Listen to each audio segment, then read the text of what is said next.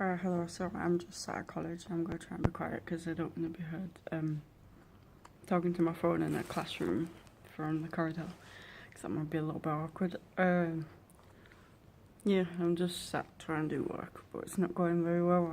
I've had like 2 cups of coffee. Um, mm, yeah, it's great. I was just thinking about something and I've forgotten, but it was interesting.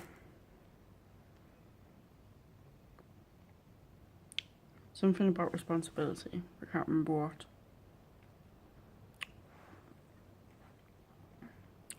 I can just speculate or something. I remembered.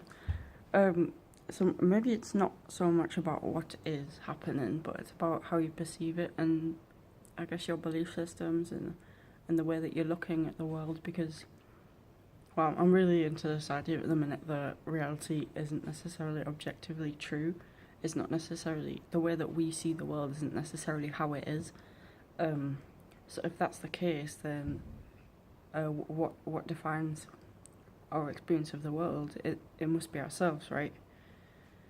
If if if everything is just down to our perspective, we've obviously there's external influences because there's other people in the world who we're also interacting with, who are also having their own autonomous experiences. So they're able to make choices which perhaps influence our reality. So it's not that we're completely free to just shape our reality in whatever way we want, partially due to social influences, and then there's just the scientific influences or restrictions that we're just not able to do certain things. Yeah, so, but how far can we really go in shaping our own reality? For example, if we're having a negative experience of reality, do we have the power to be able to change that? And I'd like to be able to say yes, because sometimes I feel like I'm able to do that. It's like I'm able to just feel on top of things, I guess, but then life has a funny way of humbling you and bringing you back down to perhaps a lower level. And maybe it's a test, or maybe that's just a perspective of it that we should have. It's a test that we should try and overcome the hard times in our life.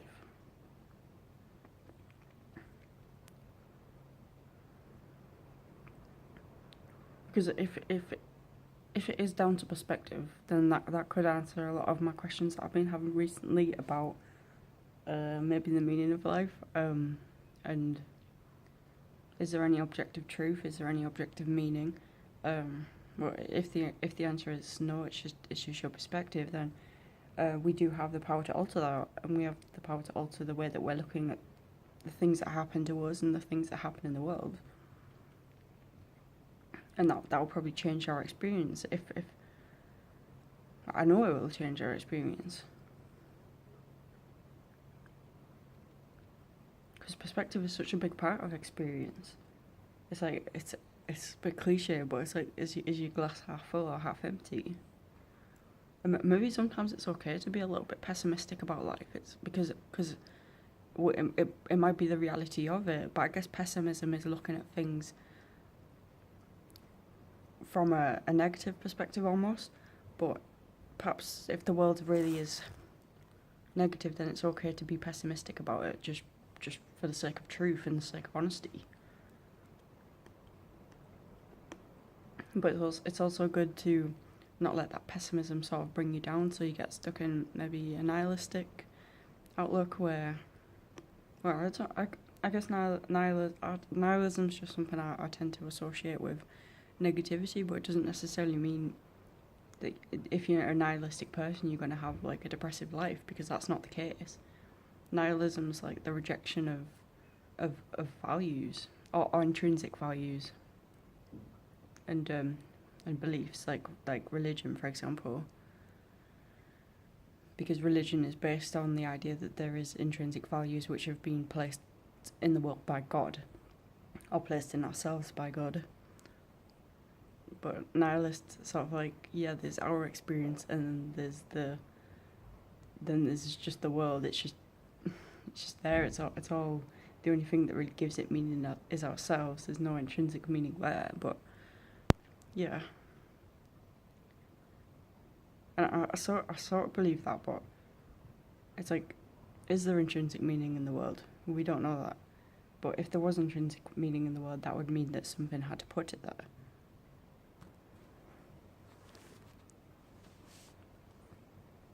Someone's there.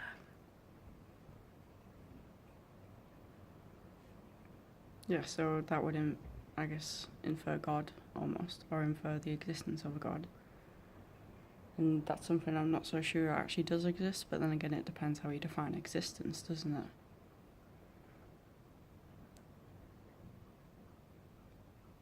But does the idea of intrinsic meaning actually infer a God? Like, could there be intrinsic meaning in the world?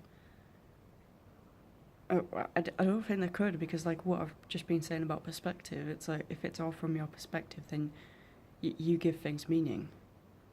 Which is why some people perceive things as meaningful and some people perceive things as meaningless. There can't be intrinsic meaning.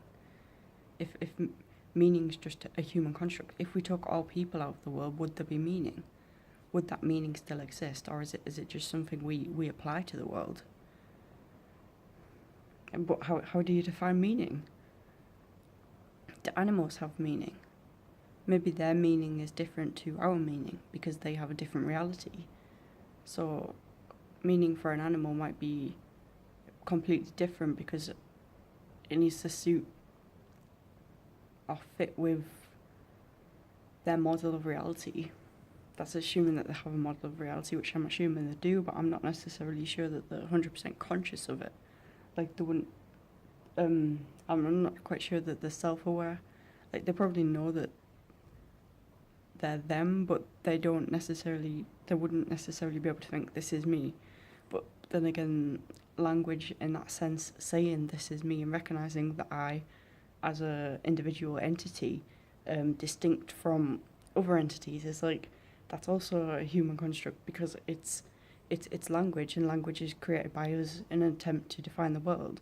And animals use language differently to us. They do communicate with each other, but it seems to be on a different level, and perhaps we can't exactly understand that. I think it's quite easier to think that people are superior to animals, but at the end of the day, we are just a species evolving alongside the world just like them.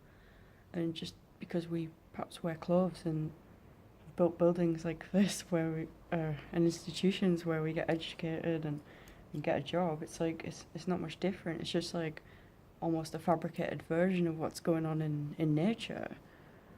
We've just somehow found a way to utilise nature to our advantage, and perhaps in doing so, we're inhibiting other animals from also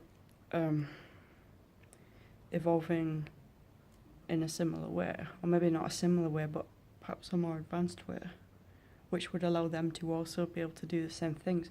But why would we assume that animals would also evolve to do this sort of thing in the world, and why would we assume that this could have been the only possibility? Like, why did the world have to evolve to be like this? Why do we build rooms this way? Is it because there's practicality? Is it because this is just objectively conducive to our experience, or had we evolved in a different way, perhaps? So we have 3 legs. Would we have built the world in a different sort of way? I don't know, but is it even worth speculating about that? Because it didn't happen that way.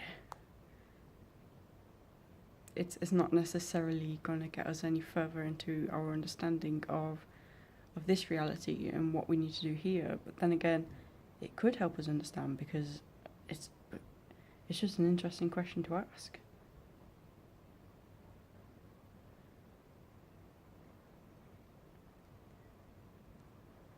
I don't know, reality is extremely strange, and I don't think we really truly know what it is.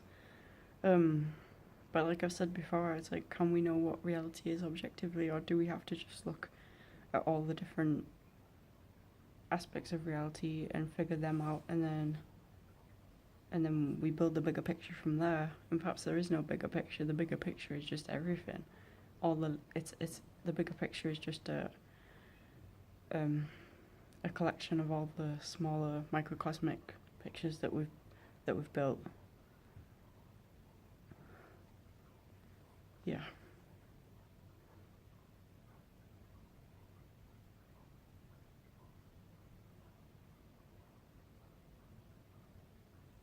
yeah, I think that's all I want to talk about. Yeah, thanks for watching.